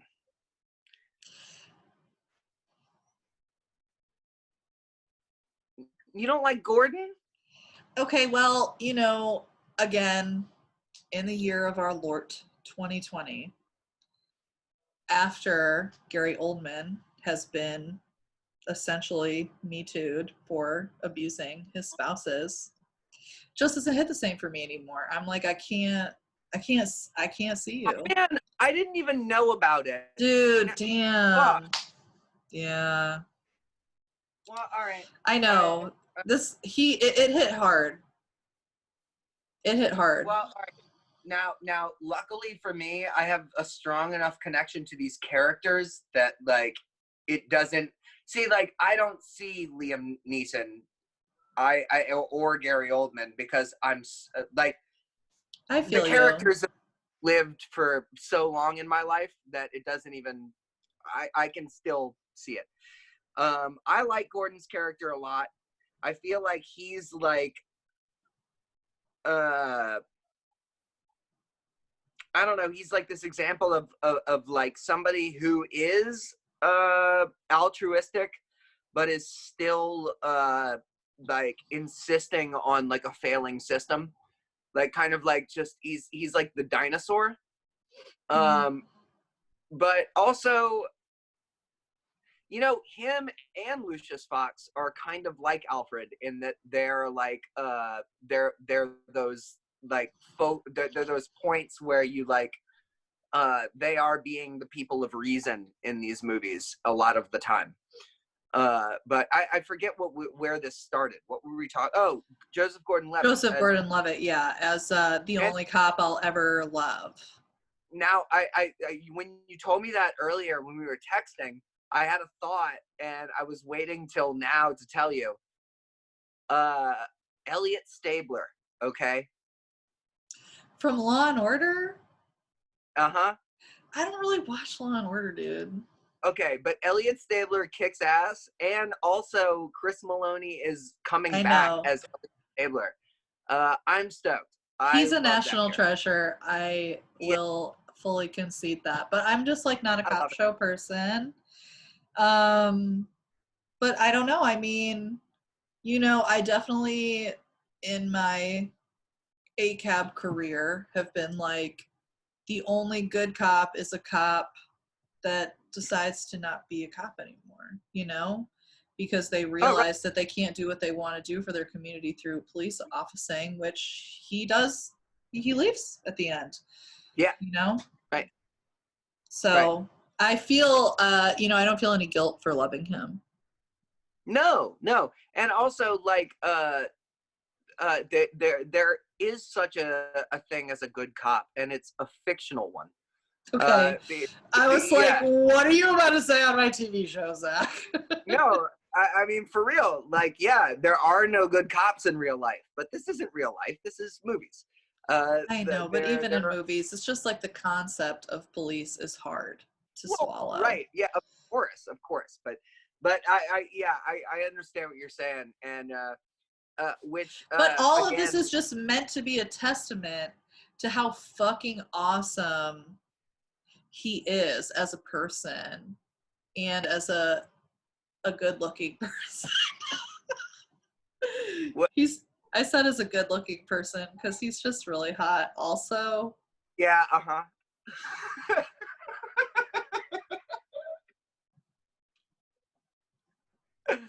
That's so funny. Oh my god, I know. I don't know why. I just love Joseph Gordon-Levitt. I'm just like, I just love you. Yeah, I'm really nervous about the influence that you being attracted to people has on your ideals. you're all That's valid. You he's should a be. cop, but I like him. I know. Then, I mean, and this then is earlier when we were texting, you were like, "I'm with Bane," and I'm like, "Now hold up a second, because there's a lot of things that are wrong with that." I mean, it's a fair assessment that can definitely be applied to my real life in assessing the damage that I allow to happen to myself because I am dumb. I'm sorry. I'm just stupid. I'm just stupid. Hey, look, I'm stupid too. And look, Oh my God. I'll tell you, I'm crying. it's not an easy walk of life. It's not. It's hard. It's not easy to be horny and stupid, okay? It's really hard. A lot of you make a lot of weird mistakes. Yeah, I've ruined my own life multiple times just because people were cute. So. Yeah. So, anyways, yes, I think this cop is hot. Yeah. Cheers to that. Shall we? Clink. Your cup disappears. All right. By this point in the video, we're pretty drunk. Let's reel it in. We're going. Okay. Your cup is just Michael Caine with a golf club. This is stupid. Okay. Back in the movie. Okay, so Bane freeing the inmates is very cool. Wait, what? When Bane frees everybody from that jail. So Catwoman is in the jail. Bane comes back. I mean, this movie is just like, there's a lot of plot in this movie, okay? You know, I feel like Dark Knight, there's plot, but it's very existential, you know, and there's a lot of like scenes with conversations about like chaos and righteousness and good. It's smaller, Harvey right? Dent. And this movie is just like, there's a lot of plot. There's a lot going on. But yeah, I mean, Bane as a character is just really interesting. You just learn more about him, obviously, through the movie. I do feel like I love him idyllically when he is freeing the people from the prisons and literally destroying rich people's houses. Like, that's a vibe. Yeah. The thing is that if that was his actual end game, then I'm on board. But that wasn't. That was all a ruse. Yeah, I mean, well, really, his intent is to set off an atomic bomb in the city and kill everybody. Well, his intent that's is less to chill. fulfill the ideals of the League of Shadows, and he's essentially like a mercenary for, what's her fucking name? Miranda, or Talia, she reveals her name to be at the end, you know? Right. I mean, Bane, the last scene with Bane in it, I think it's the last scene with Bane in it, but when, Talia stabs Batman, and then they do that whole crazy reveal of she's the person that escaped the pit and he was saving her, and him like crying in that scene, I'm just like, he's just a little baby.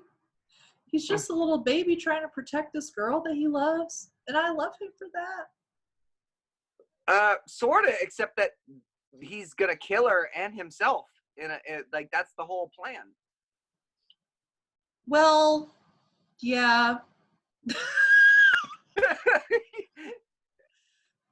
But he's just, I love a man who just listens to directions.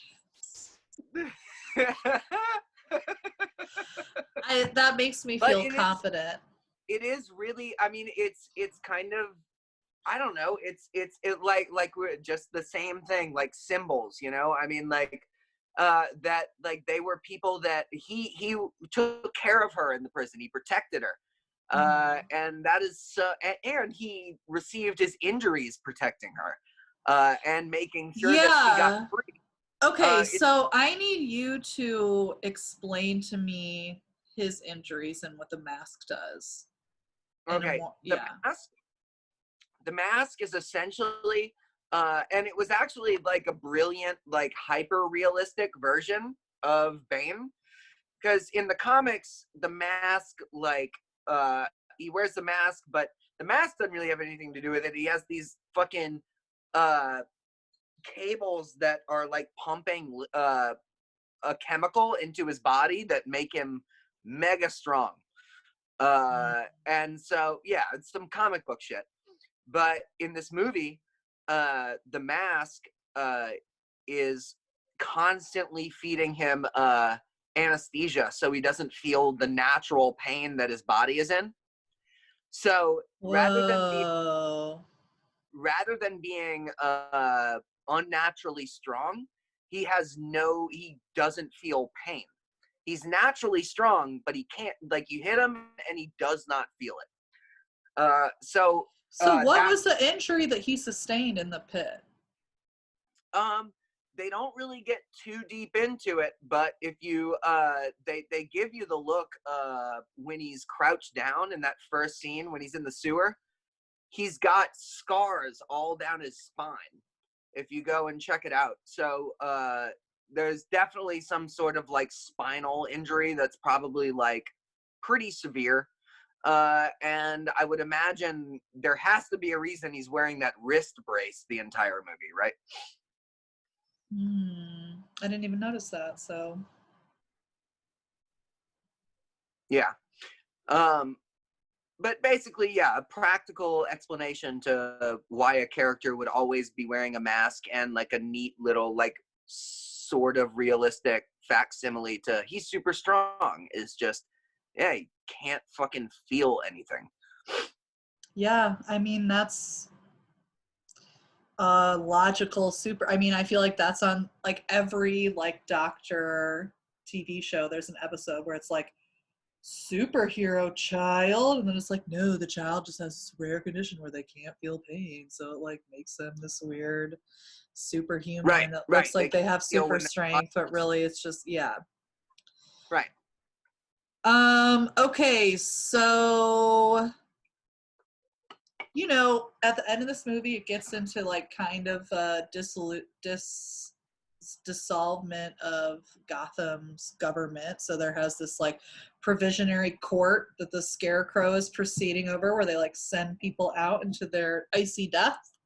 You know, Kangaroo court. Yeah. Kangaroo court. Yeah. Is that what you call it? Is that a what? Is that what you call it? Yeah, well, a kangaroo court, like that's what I think that's like what they just call a court that like isn't fair at all. Yeah, is essentially just like it's just for show. It's just like, we already decided that all of y'all suck. So right. Do you want to die or do you want to die? Yeah, right. So it's for sure a kangaroo court. Yeah, and I love that Cillian Murphy, I know how to say his name now, is back again. I love that he's in all three movies. Yeah, he just keeps coming back, and I feel like I don't really understand why, but I love it because I love that actor and I love that character. I mean, his character was the best part about the first movie, and even compared to the villains in the other two movies, it's not that cool, but he's still the best part of that movie. Yeah.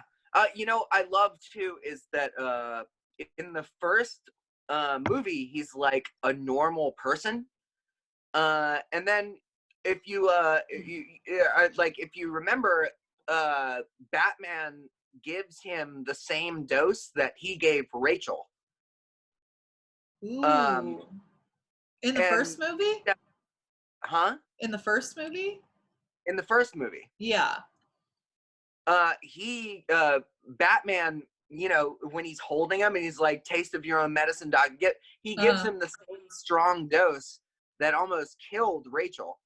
And so by the time the second movie rolls around, when we see Scarecrow again, just hanging out in his mask, dealing drugs, it's like, that dude is no longer a sane person. Like he has sustained like serious brain damage from these drugs that should have killed him, but didn't kill him. He's absolutely nuts now. He's not a normal guy anymore. Didn't kill Cillian Murphy. Woo! Love it. Yeah. I also love that little just like detail of the costume at the end when he's wearing this like raggedy jacket, but it looks like little feathers coming out. I mean, that's cool. Yes. It like looks like a little scarecrow. Like it's cute, you know. It's smart. They get those little details right. Okay, so another ridiculous. It's like the ending. Hey, kind of Wait, you're freezing. Oh. Am I back now? You're still like freezing, but I can hear you now. All right, now you're moving. Now the motion is fluid again. Fluid. Okay, Jesus. So the final kind of fight scene after, I mean, this movie is just fucking ridiculous. Like we said, there's just like a lot of plot. So it's like, but after, you know, the police force that has been trapped in the tunnels gets freed by Batman and Joseph Gordon-Levitt blasting that hole through where they were trapped or whatever, you know, the whole kind of army of cops comes out and fights Bane's army. Hand-to-hand combat. There's like, it's just crazy. It's like, you know, 1,000 cops and like a bunch of Bane's guys in this town square just like fist fighting, and I'm like, you all have guns. Okay, I'm gonna tell you, listen, this is like if there was ever a point that was like, okay, these movies are meant to be symbols and not like real, like, yo, Batman with your fucking flying version of the things that they have on the ground, just literally kill every violent person over there and then everybody's cool. But instead, what, you just blow up the fucking, you blow up their like cars and then let everybody fist fight? What the fuck is that? They all have guns. Why are they fist fighting? They all have guns. Yes. This but talking about it that way is like the time I went and saw The Lion, the Witch, and the Wardrobe in theaters.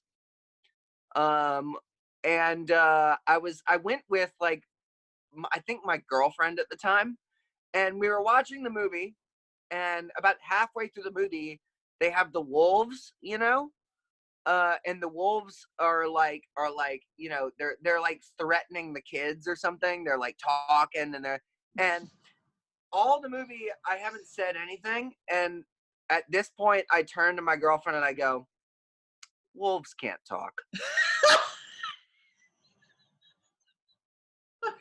And so, like, it's kind of the same thing. Like, if we're already believing that there's a flying fucking spaceship and there's a guy dressed up as a bat because his parents died, and it's like, but we're just gonna believe the fist fighting, fucking Les Miserables ass looking street square fighting scene. There's a moment in that fight scene where Batman and Bane have this like arm wrestling moment. Yeah. Come on. Well, what I love about that is that it's the same thing that happens in their fight earlier. You remember in their fight in the sewer, he catches his fist and then hits Batman with his own fist.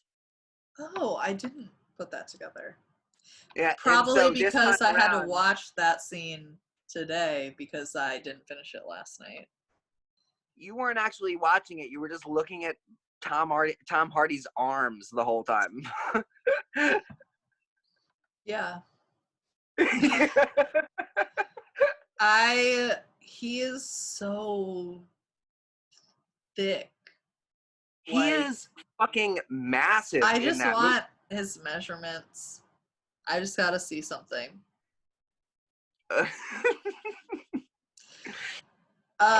Okay, so after that scene comes my least favorite part of the movie when Batman is kind of kicking the shit out of Bane, and I literally hate it.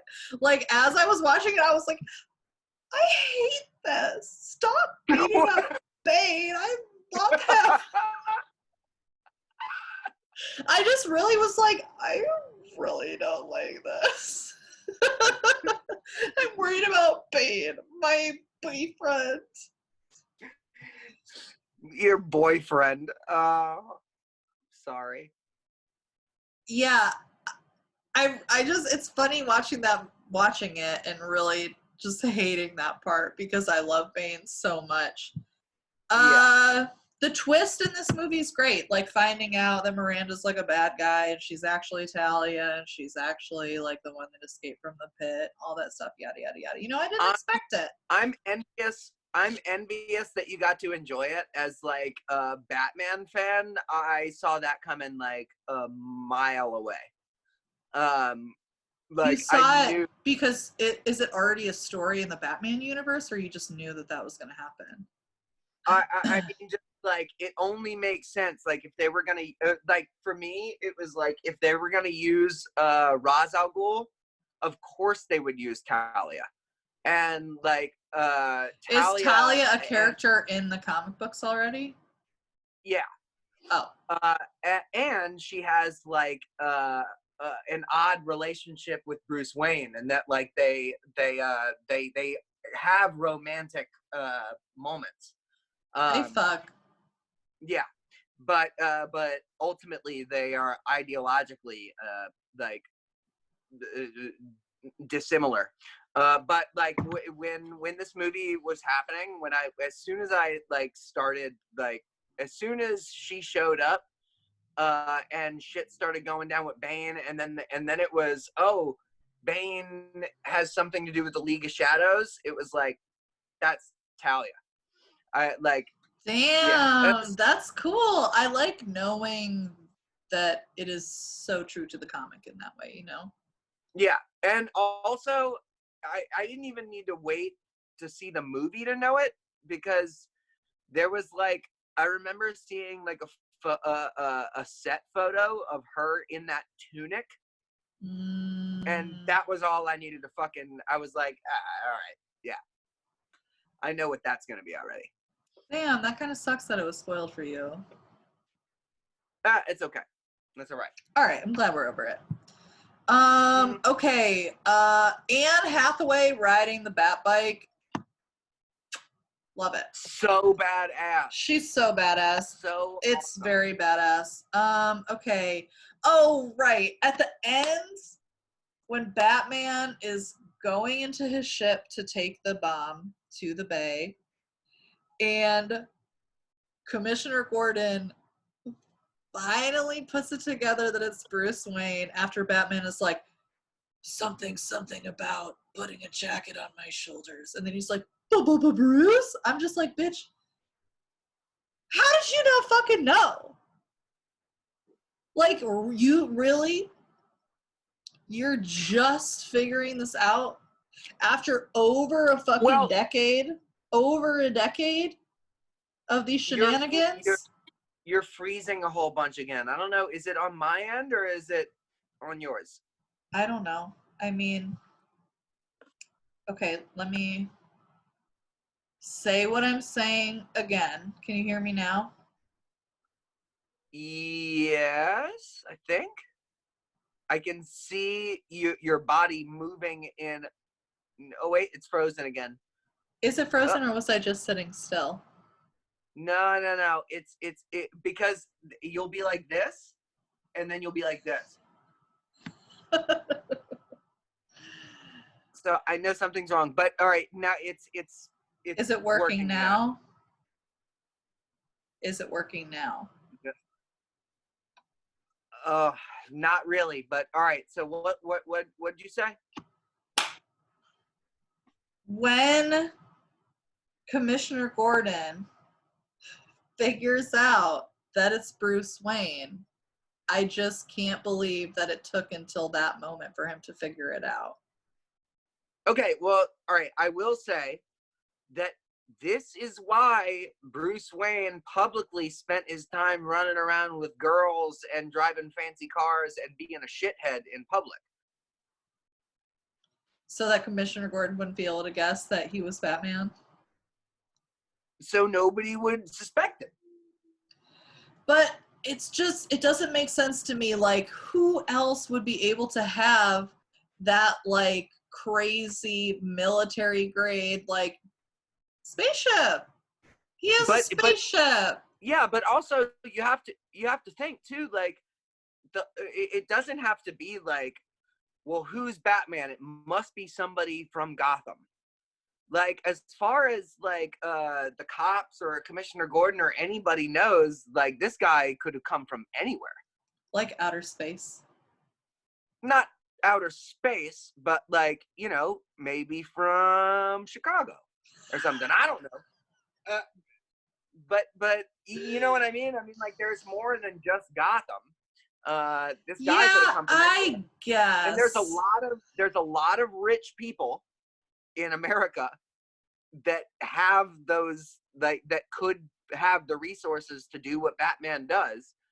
And Bruce Wayne, his cover is that he's a piece of shit, and he literally bought out an entire ballet and took all the girls on a fucking cruise because he has that much money and he can do that. That's cool that he did that. That was cool for them, yeah. They deserve that. Okay, so yeah, the ending of this movie is I just cry, you know, nonstop. Oh God! When Batman flies over the bay with the bomb, the subtitle is literally angelic vocaling, because it's literally just like, oh.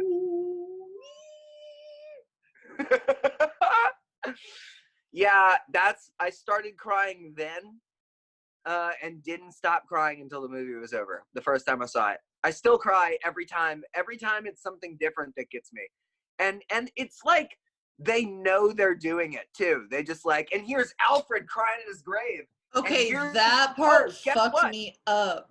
Guess what? His house is an orphanage now. And guess what? They finally built a statue for Batman. And guess what? It's like one thing after another that are just like, oh, God. Oh. So do you think that he actually died and Alfred just fake sees him in Anne Hathaway? Or do you think he didn't die?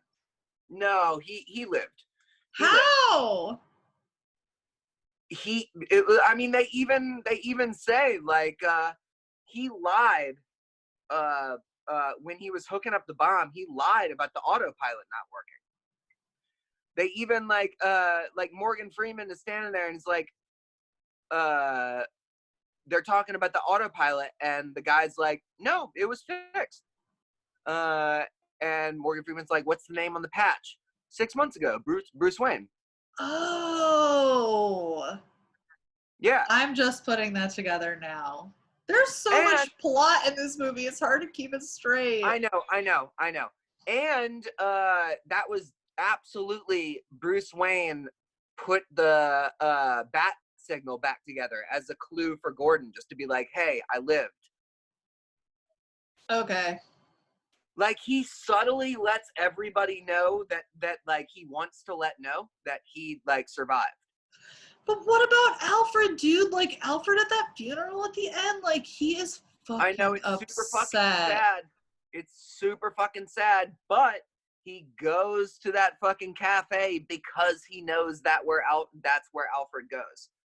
He goes but they there don't even talk to each other, really?